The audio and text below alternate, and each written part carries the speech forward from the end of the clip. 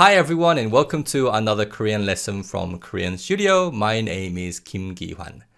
Now, when you're visiting a foreign country, whether it be for a holiday or for work, there are times when you might need to visit a bank to get some money out, or maybe you need to go to a convenience store because you've left one of the essential items like toothpaste.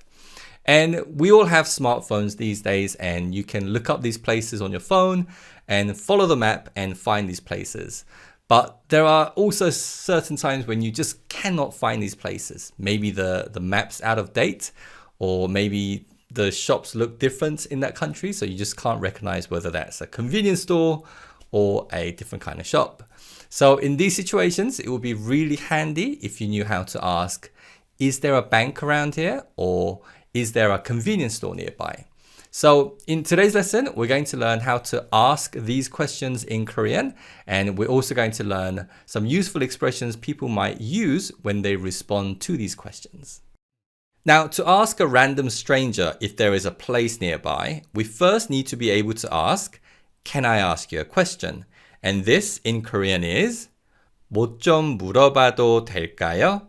Can I ask you a question? 뭐 좀 물어봐도 될까요? Now, we commonly learn 뭐 as what, but in Korean, we can also use 뭐 as something. And we'll come to this word 좀 shortly, but after 좀, we have 물어봐도 될까요, which means, can I ask? In Korean, the standard verb for to ask is just 묻다. But when we talk about asking someone to clarify something or to ask for information, we use the verb 물어보다. And to this verb, we add 아도 될까요? And this verb ending kind of means, is it okay if I blank, or can I blank? And we use this verb ending to ask for permission to do something. So the combined phrase 물어봐도 될까요 means, is it okay if I ask, or can I ask? And this is a question we can ask to strangers to first get a permission to ask a question.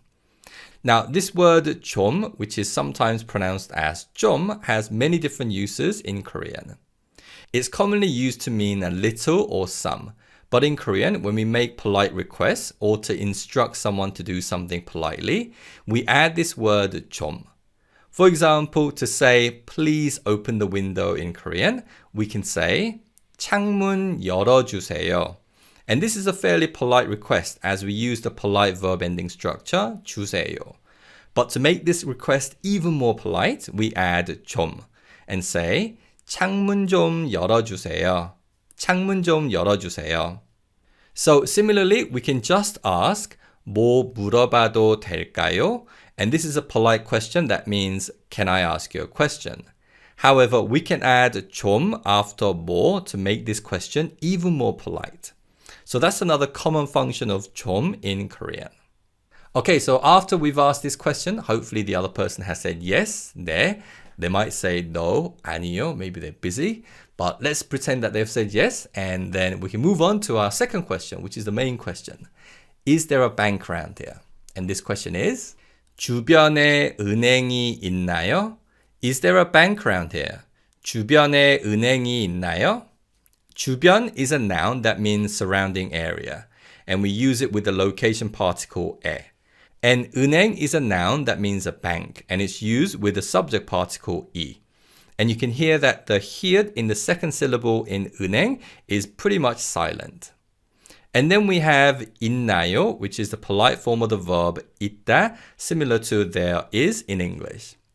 Now, generally the polite form of the verb 있다 is 있어요. But to ask questions in a more polite tone, we use 있나요 rather than 있어요.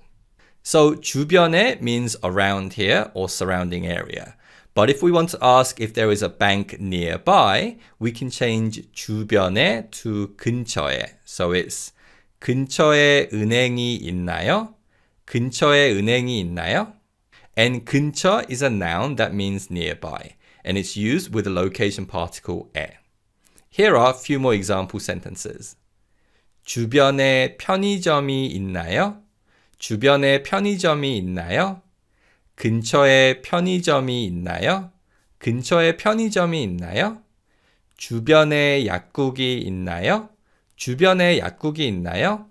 근처에 약국이 있나요? 근처에 약국이 있나요? Okay, so those are the two questions that you can use to ask if a certain place is in the surrounding area or nearby. Let's now take a look at two useful expressions you might hear in people's responses.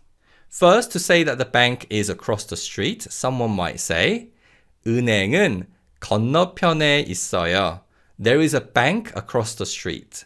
은행은 건너편에 있어요. 건너편 means across the street, and it's used with the location particle 에.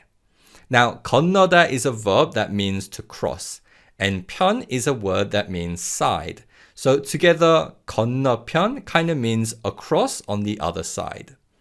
And the verb 있다 can mean either there is, or just like the verb to be. So the sentence can mean there is a bank across the street, or the bank is across the street. And these two sentences basically have the same meaning. Here are two more example sentences. 약국은 건너편에 있어요. The pharmacy is across the street. 약국은 건너편에 있어요. 편의점은 건너편에 있어요. There is a convenience store across the street. 편의점은 건너편에 있어요. So 건너편 is a really useful phrase. Now, a similar expression to 건너편 is 맞은편, and this means the opposite side. 마주하다 is a verb that means to face each other. And we use 맞은편 to say something is on the opposite side. So to say the bank is opposite the bakery, we can say 은행은 빵집 맞은편에 있어요. The bank is opposite the bakery. 은행은 빵집 맞은편에 있어요. So we add the place the bank is opposite, the bakery, 빵집, before 맞은편에. Here are two more example sentences. 약국은 병원 맞은편에 있어요. The pharmacy is opposite the hospital. 약국은 병원 맞은편에 있어요. 편의점은 호텔 맞은편에 있어요. The convenience store is opposite the hotel. 편의점은 호텔 맞은편에 있어요. So that's how you use 맞은편. Okay, so today we learned to ask if a certain place is in the surrounding area or nearby, and we learned two useful expressions people might use in their responses to these questions. Now, of course, people's responses can vary depending on where that certain place is, but I hope today's expressions come in handy if and when you're in Korea. That's it for today, and I look forward to seeing you soon again. Bye-bye.